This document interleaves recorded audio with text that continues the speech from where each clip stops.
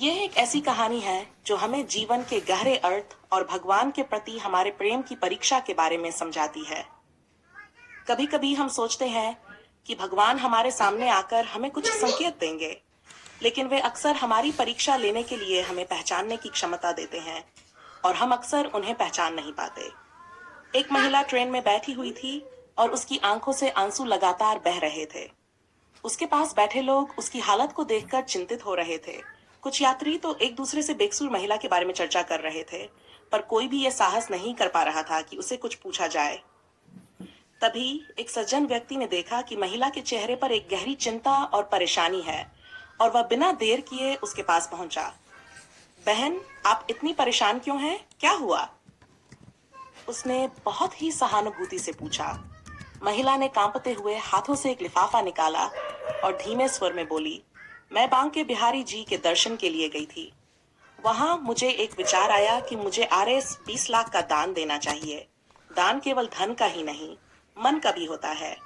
लेकिन जब मैंने ये दान देने का विचार किया तो गुस्से में आकर मैंने इसे मना कर दिया।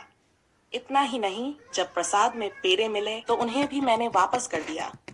मुझे अपने इस व्यवहार पर थोड़ी बेचैनी हुई, लेकिन फिर भी मैं बाहर आकर बैठ गई। महिला की बातों से साफ था कि उसे अपनी गलती का एहसास हो चुका था, लेकिन शायद उसे यह समझ नहीं आ रहा था कि ऐसा क्यों हुआ। कुछ देर बाद एक छोटा बच्चा उसके पास आया और बोला, मैया, यह लिफाफा पकड़ लो, मुझे जूते के फीते बांधने हैं। महिला ने उस बच्चे की बात मानी और लिफाफा उसे दे दिया। बच्चा फीते बांधने चला गया, लेकिन कुछ समय बाद वह वापस नहीं लौटा। महिला ने बहुत देर तक इंतजार किया, लेकिन बच्चा लौटकर नहीं आया। अचानक महिला ने लिफाफा खोला और वह देखकर चौंक गई। लिफाफे में 4 पेड़े, आरएस 20 लाख और एक वस्त्र था जो इत्र में सना हुआ था।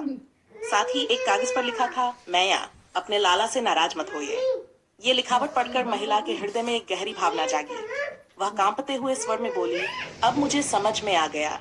वह बच्चा कोई और नहीं बल्कि स्वयं कान्हा थे, लेकिन मैं उन्हें पहचान नहीं पाई। महिला की आंखों में आंसू थे और वह पूरी तरह से भावुक हो गई। उसने अपनी गलती स्वीकार की और यह समझा कि भगवान कभी कभी इंसान के रूप में हमारे सामने आते हैं, लेकिन हम उन्हें पहचानने में चूक जाते हैं। यही भगवान की परीक्षा होती है। इस घटना ने महिला को यह सिखाया कि भगवान का रूप हमेशा वही नहीं होता जैसा हम उन्हें अपनी कल्पनाओं में देखते हैं। वे हमारे जीवन में सरल और सादे रूप में भी आ सकते हैं। भगवान का प्रेम अप्रत्याशित तरीके से प्रकट हो सकता है। महिला का अनुभव यह साबित करता है कि हमें अपने दिल और आत्मा को खोलकर भगवान के संकेतों को समझने की कोशिश करनी चाहिए, क्योंकि वे कभी कभी हमारी परीक्षा लेने के लिए हमें साधारण रूप में दिख सकते हैं। भगवान का प्यार और मार्गदर्शन